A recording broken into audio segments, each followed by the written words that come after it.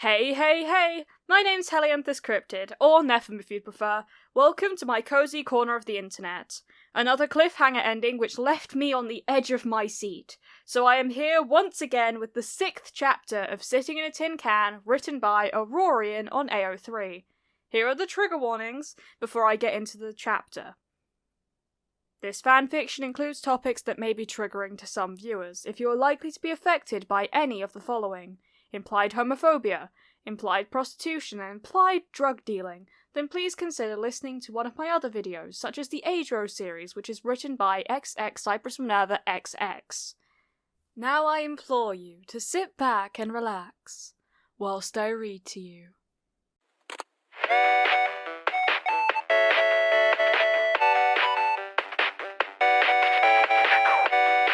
Chapter 6. Time to leave the capsule. What are you doing in here? Hirama asked breathlessly.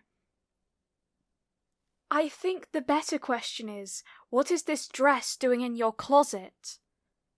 Suga shook the dress by its hanger, and Daichi watched Hirama bite her trembling bottom lip. She swallowed. It's just a dress. I don't know why you're asking about it. The exact dress, owned by someone who went on the Tokyo to Doha plane the day Oikawa went missing, Daichi asked. How many people own a dress with this exact pattern? And how many of those were on the same flight as Oikawa Toru on March 31st, 2013? Hirama looked behind her shoulder, and then looked back at Suga and Daichi. She rubbed her left arm with her right. We should probably talk downstairs, she said and turned around. Daichi hesitated before following her into the hallway and down the stairs, with Suga at his heels. The tea from earlier was still on the coffee table and presumably gone cold. Daichi wasn't sure how long he and Suga had been gone for, but the person who had been knocking on the door was sitting in the seat that Hirama had vacated, so it must have been a while. A brunette woman about their age in a salmon-coloured blouse was clutching her knees so tight her hands had turned white. What's going on? She stood up from her seat and reached out for Hirama, who moved to her side quickly to wrap an arm around her waist. Honestly, I'd like to know the answer to that too, Daichi said with an exasperation in his voice he almost always used around Tanaka. It was also the voice he used to scold the teenagers that frequented the playgrounds too late in the evening to be doing anything with good intentions. The woman glanced at Hirama in question. Suka? She asked. Who are they? They're with the police, Hirama explained with a sigh. They want to know about Oikawa. The woman sucked in a sharp breath. Shit, okay, she said and turned her eyes back to Daichi and Suga. I'm Manaka Uji. I'm Asuka's life partner. Daichi felt himself choke on air. Life partner, as in girlfriend. Manaka nodded her head. We've been together since high school. Why is that any of their business? Hirama asked with narrowed eyes. If you have a problem with that, then you can leave now. Oh God! Oh no, my God, no! Daichi held his hands in front of him. I'm actually... He glanced behind him and gestured to Suga, who was pressing his lips together to hide a smile. You're... Hirama's arms were crossed, and she was raising an eyebrow at him. He felt like the tables had turned, and suddenly she was the one scolding him. It was almost startling how fast she flipped the switch from scared and suspicious to protective girlfriend. I'm also of a similar orientation. He shook his head. Whatever, it doesn't matter. We're here to talk about Oikawa and why you're apparently in two places at the same time. No, hold on. Suga stepped forward and stood next to Daichi. I thought you were dating Oikawa in high school. Hirama sighed in what looked like conceded defeat. She tightened her hand around Manaka, rumpling her blouse. Look, it's a long story. We don't really care. Daichi moved past the coffee table and took his original seat on the sofa. Oikawa is missing, and we want to find him. Hirama looked down at her feet before looking up at Daichi and nodding slowly. Okay, she said. But I don't want you to judge me too hard when you hear it. That depends on what we hear, Suga replied and sat down next to Daichi. Hirama and Manaka sat down on an armchair. Manaka on the chair with her legs crossed and her eyes focused on her lap, and Hirama on the arm, looking straight at the men in front of her. As she spoke, her voice wavered, and her hands became restless. The sky darkened and Hirama continued to tell her story. By the end of it, her voice was hoarse. Daichi wasn't sure if it was from overuse or because she began holding back tears 3/4 of the way through. Thanks for speaking with us, Daichi said at the front door. Hirama stood on the genkan, wringing her hands in front of her navel. And sorry that we went through your things. Hirama shrugged. I understand why. I'm a little mad, but I guess it was whatever. Thanks for coming. And thanks for looking for him. He meant a lot to me. Daichi waited for Suga to put on his shoes. Hirama moved aside to let him pass through the door.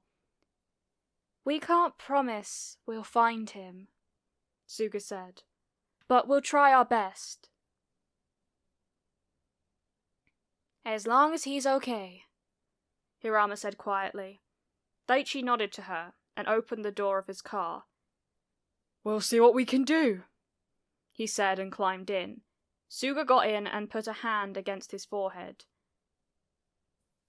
Jesus Christ, he said as Daichi turned the key in the ignition. That wasn't what I expected to find out when we showed up here. Me neither. Daichi turned in his seat to look out the back window and reversed out of Hirama's driveway. Asuka had known who Oikawa was since her first year of high school. Everyone did. Not only was he beautiful, but he always seemed kind. He accepted gifts and confessions from girls every day with a smile on his face, even though Asuka knew that he couldn't possibly like all of them back. That was probably what made her approach him after Aoba Josai's match against Karasuno during the inter-high preliminaries. She hadn't expected anything to come of it because he was so popular and she was sure he lumped her in with all of his other fangirls. But he didn't. He'd been nice and charming and had offered to walk her home after school because her friends had left without her. And she liked him. Not in the way she thought she would, but in a way that ran deeper than most of her friendships. She liked him, but not in the way that she liked Uji. They spoke often after Asuka had come to that realization, because Asuka liked Uji in the way she was supposed to like Oikawa, and Oikawa liked his friend Awaizumi in the way he was supposed to like Asuka. It was a mess, but they liked to laugh at it. It had been the source of many giggly midnight phone calls, and often accompanied bottles of sake Asuka would steal from her grandparents.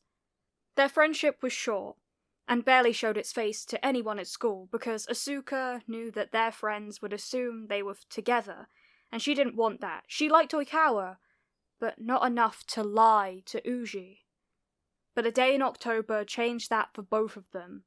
Oikawa had come back from the spring inter-high tournament after placing third, and Asuka's grandparents found her diary. A diary which had every thought and feeling about her female best friend written down as clear as a summer's day. And she had panicked, because they didn't say anything. They just handed her back her diary and looked away. The feeling of rejection is what made her call Oikawa that night. It had only been 2 days since Albajosai lost to Karasuno, and Oikawa was miserable. But so was she, and at the time it was all she could think about. Her grandparents turning away from her haunted her every time her mind wandered. "I need you to pretend to be my boyfriend," Asuka whispered into her phone when she was sure her grandparents were asleep. "Please, Oikawa." Oikawa stayed silent on the other end of the line, for a moment too long, but finally he cleared his throat and asked, "What about Uji and Iwa-chan?" Asuka took a shaky breath because of course she had thought about them. But she needed to be a little selfish, just for a little while. "Oikawa, my grandparents will hate me." She sniffed into her sleeve and covered her mouth to stop any sounds from escaping. "They'll hate me." Oikawa hesitated again. "Okay," he said after a beat, "but only in front of your family. I don't want Iwa-chan to know." Asuka nodded and took a deep breath. It was wet because of the tears and the mucus in her throat, but she didn't really care. "I don't want people to know either," she said, and nodded again, even though Oikawa couldn't see her. "We'll keep it between ourselves. Shit, Oikawa, I owe you. I really, really do." Oikawa laughed, but it was low and sad. "I'll hold on to that," he said, and that was the end of the conversation. Oikawa came over a few days later and introduced himself to Asuka's grandparents as her boyfriend. They smiled at him all throughout dinner, and when he left they turned the smile to Asuka. She decided not to keep a diary after that, and her grandparents stayed happy. Like her friendship with Oikawa, their fake relationship was kept quiet at school. At least it was until Oikawa came up to her at lunchtime and draped his arm around her shoulders. "Asuka-chan," he whined and leaned his chin on her head. "I missed you." Asuka pulled herself away from him and looked up with a glare. "What's wrong?" she asked, and ignored the giggles and squeals of her friends. "What?" He smiled down at her, but the heavy bags that had been growing slowly under his eyes for the past 2 weeks looked a lot deeper than they had the day before. "Am I not allowed to talk to my girlfriend at school? Are you embarrassed?" Asuka watched her friends gasp in shock, like they were the live studio audience in a sitcom. "Oikawa, what are you doing?" Oikawa ignored her question and grabbed her hand. "Mind if I borrow her?" he asked Asuka's friends. They nodded enthusiastically, but Asuka didn't care, because her eyes stayed firmly on Uji, who watched her back. She raised her eyebrows, and the corners of her mouth dropped into a small frown. But Asuka couldn't say anything because Oikawa was dragging her away. "Oikawa, what the fuck?" she asked when they were in an empty hallway. Her voice echoed, but there was no one around, so it didn't matter. Oikawa let go of her wrist and slapped his hands against his cheeks. "I told Iwa-chan that you were my girlfriend." He shook his head like he didn't believe it himself. "Why would you do that?" Her voice had dropped to a whisper because she couldn't believe it either. Oikawa groaned into his hands and then dropped them to his side. "He was doing that thing he does, where he explains why I shouldn't feel sad or responsible for losing. I hate it when he does that. It makes me feel stupid for feeling upset, even though he cried too." Asuka leaned against the wall. "I'm sure it wasn't his intent." "I don't care what his intentions were." Oikawa rolled his eyes. He told me not to feel things, and then he tried to kiss me. I just wanted him to leave me alone for 2 minutes. So, you told him we were dating? Asuka crossed her arms over her chest. What will you do in a week from now when you go over to his house and spoon with him? Or whatever it is you guys do, but he turns you away because you told him you have a girlfriend. Oikawa huffed with a shrug. I don't know. Tell him we broke up? It's not that difficult to fix. Asuka glared at him. What about me? She demanded. What will you do about Uji?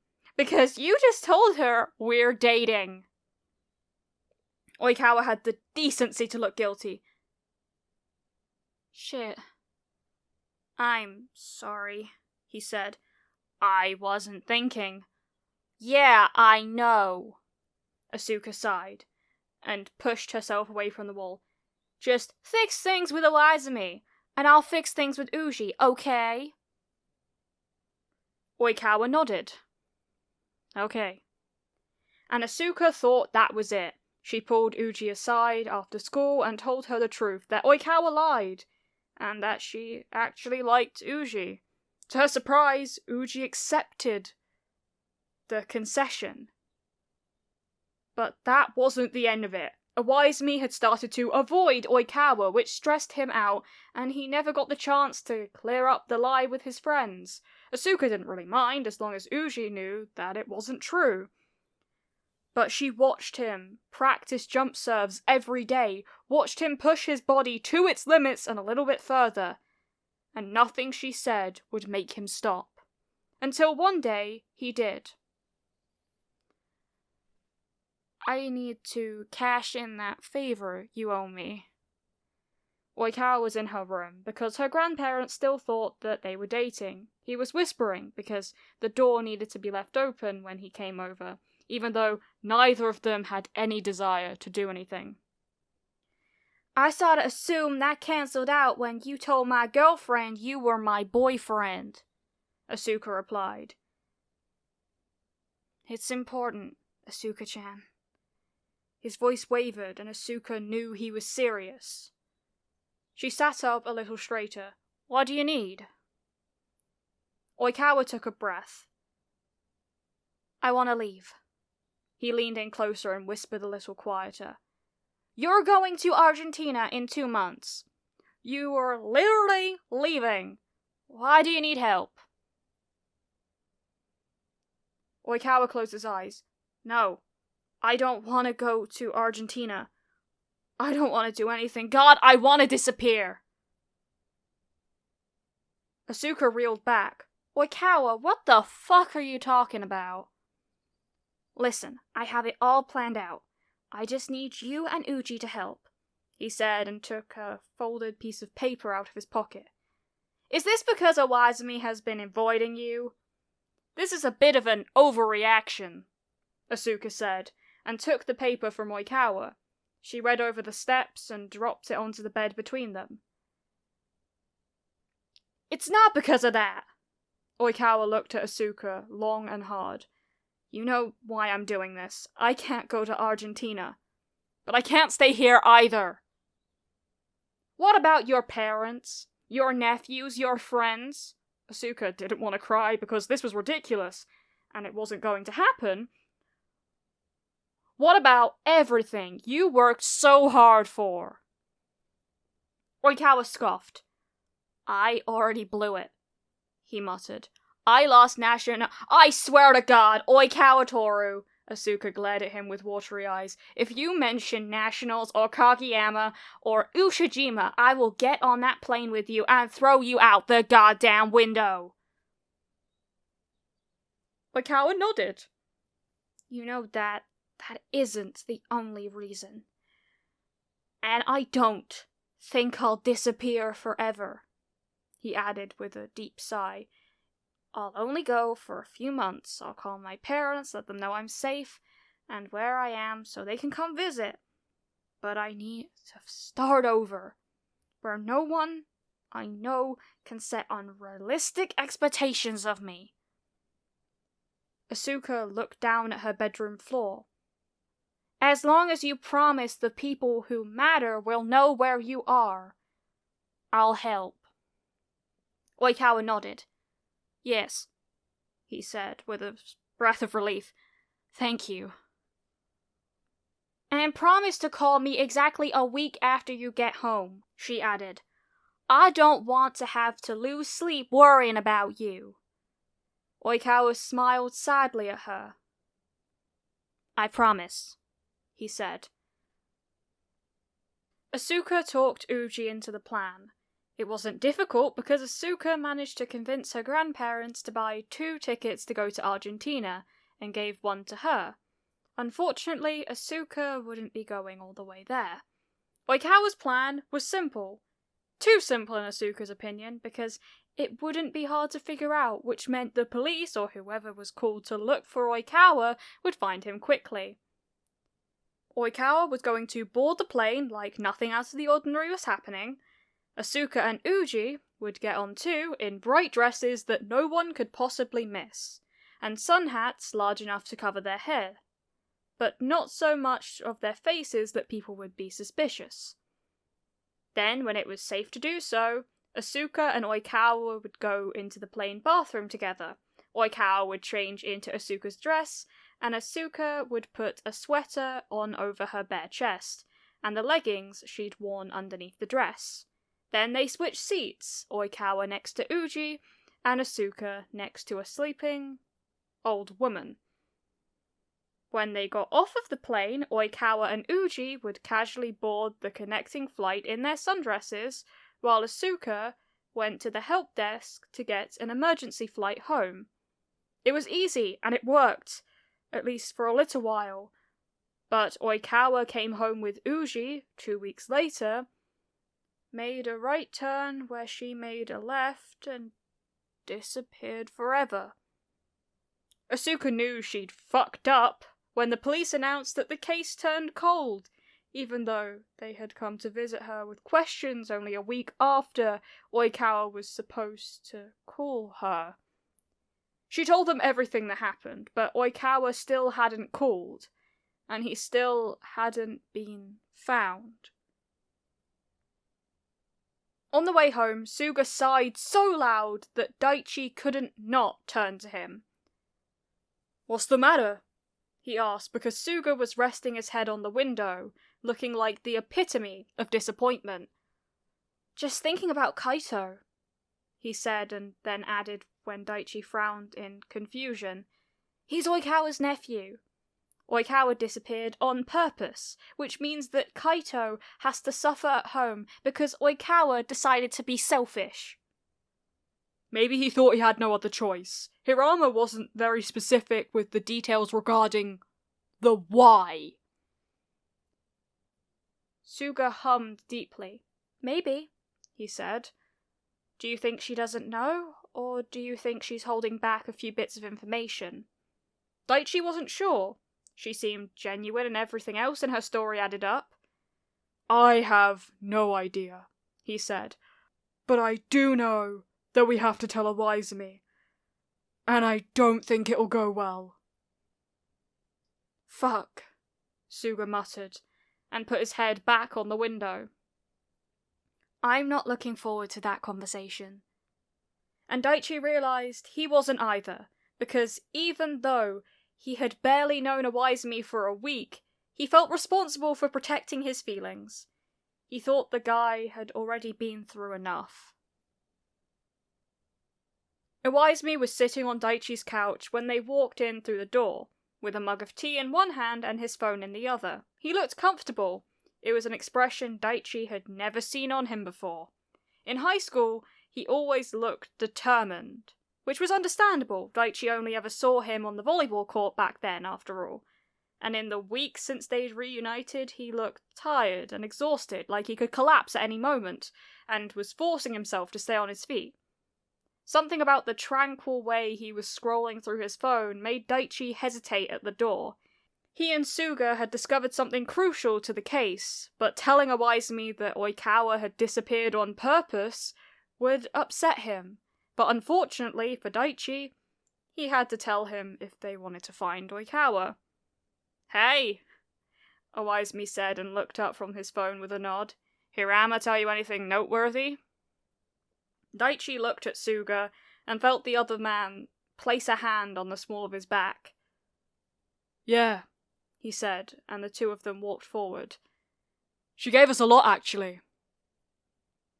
Iwaizumi put his mug on Daichi's coffee table and raised his eyebrows. "No shit," he said in surprise. "What'd she say?" Daichi fell arse first onto the couch next to Iwaizumi. "I don't think you'll like it," he said. Suga sat on the arm next to Daichi. "That's an understatement," he muttered, loud enough so that Daichi and Iwaizumi could hear. Iwaizumi puffed a breath out of pursed lips. "What do you mean?" he asked, and the frown that had donned his face since the moment Daichi walked into ground control was slowly etching its way back on. "Listen, Iwaizumi." Daichi started and stopped when he realized he didn't know how to continue. Suga rested a hand on his shoulder and squeezed. "Hirama said that she helped Oikawa disappear," he explained. "He planned it out, and she went along with it." The deep crinkle between Iwaizumi's eyebrows had returned, and he looked at his mug on the table. "What the fuck do you mean he planned it out? Why the fuck would he do that?" "We don't know."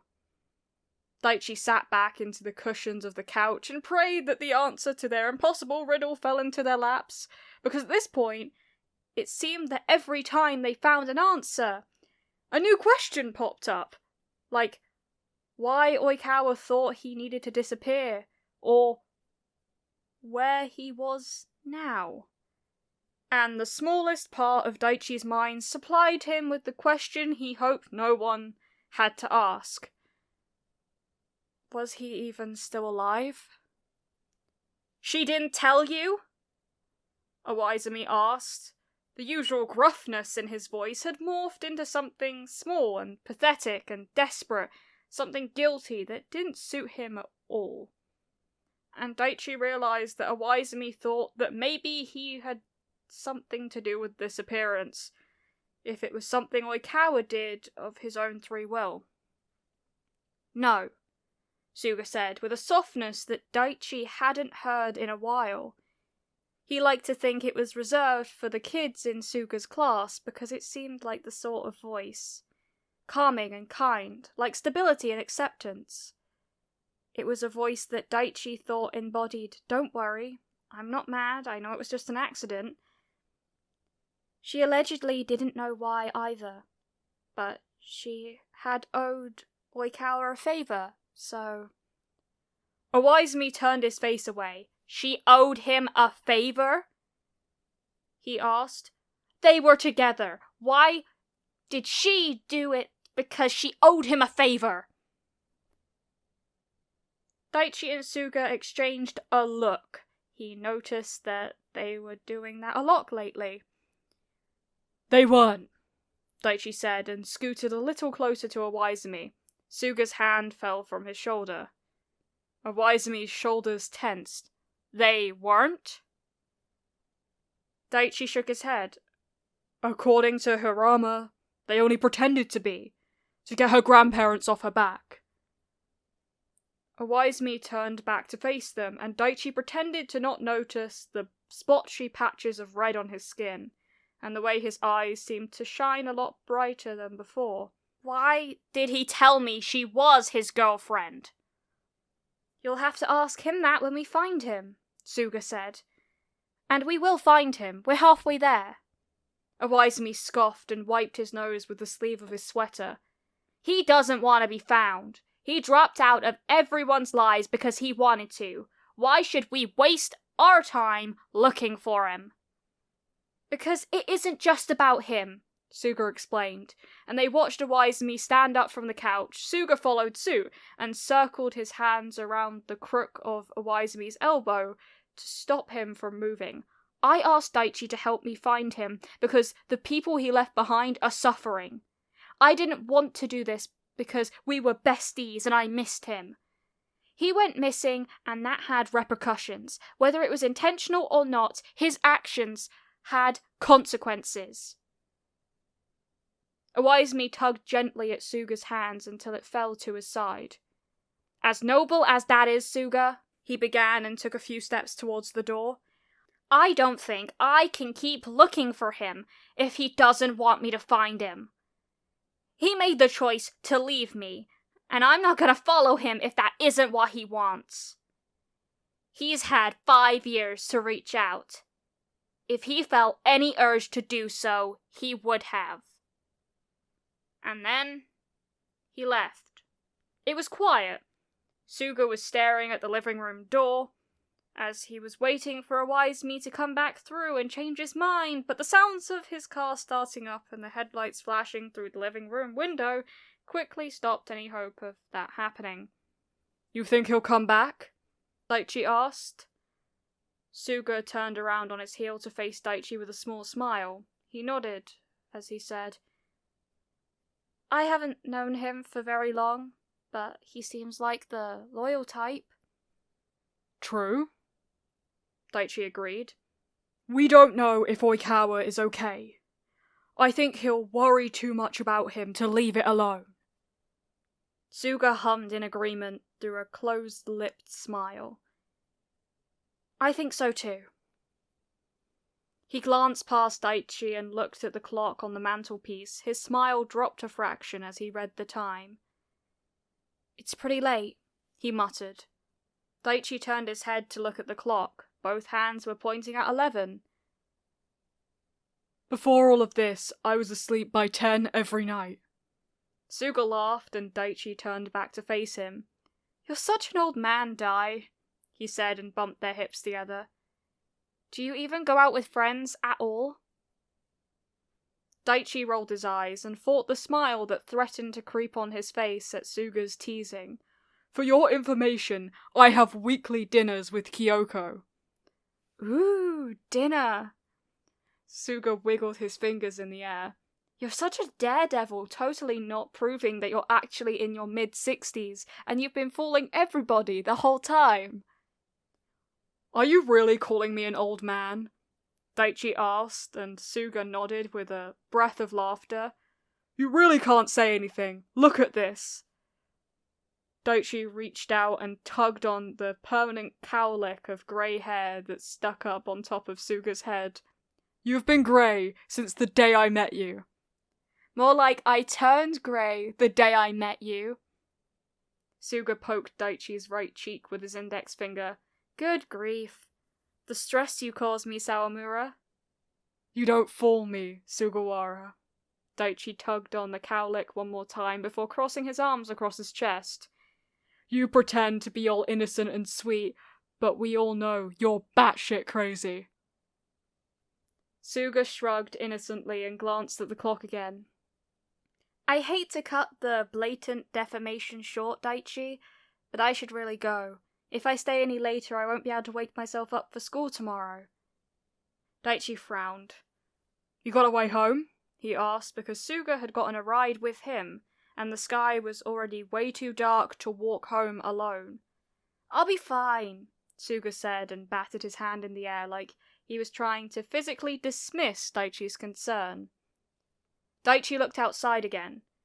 The street lights outside illuminated bits and pieces of Daichi's quiet neighborhood. Despite that, it was still dark. Maybe you should stay here, he suggested. Suga looked up at him with a grin and a quirked eyebrow.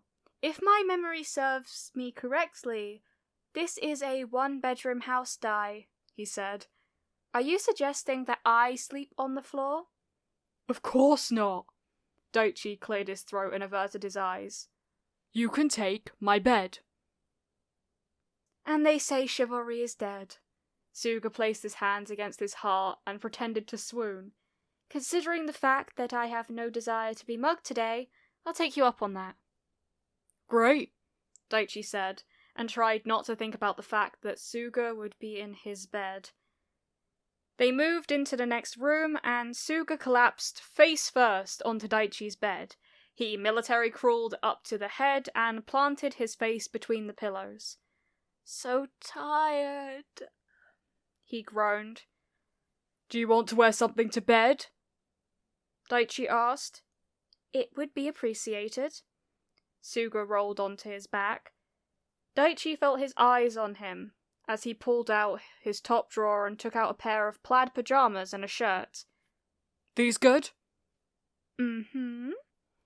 Suga reached out a hand and Daichi tossed him the clothes. "Where are you sleeping?"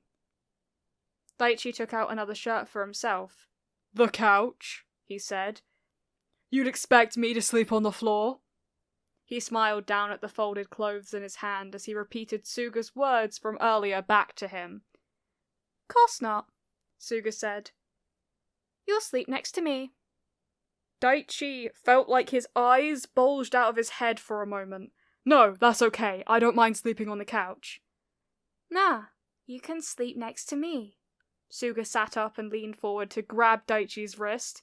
"It'll be fun. We can whisper and giggle. I'll paint your nails." Daichi let himself be dragged onto the bed. "I'm afraid I don't have any nail polish," he said, and twisted his body so he was lying with his free hand pillowed under his head. "A tragedy." Suga settled next to him and moved his grip from Daichi's wrist to his hand. "All respectable men should own at least one bottle." In a moment of confidence that Daichi tried not to think too hard about, he laced their fingers together and squeezed them softly. "Yeah? What shades have you got that would look good on me?" "Orange and black." Suga turned his head and grinned at Daichi. "Karasuno's colors, for Karasuno's captain." "I haven't been Karasuno's captain for 5 years," Daichi said with a tiny smile and a half-hearted shrug. Suga squeezed his hand tight. "Well, you'll always be captain. To me." Daichi bit his lip and sat up slowly. "Let's go get ready for bed." Suga threw his legs over the side of the bed and turned to Daichi with a smirk. "Aye aye, captain," he saluted. Thank you so much for watching this video. I appreciate all the support you've given me. This chapter was emotional, but the ending was so goddamn wholesome. I was so happy as I was dubbing it. I have some awesome channel news after this series is over. I am planning to start dubbing Skating of Lust by Dropout Author, which is based off of a villain Reki AU made by @VSapuna on TikTok, which is really exciting. If you have any suggestions, leave them in the comments below. All credits go to the original creator of this fanfiction, Aurorian, on AO3. I would highly appreciate it if you gave this video a like and you subscribe to the channel and you hit the notification bell to be notified of when I next upload. There is no pressure to do so though. Thank you for visiting my cozy corner of the internet. Keep growing my sunflowers. Mwah!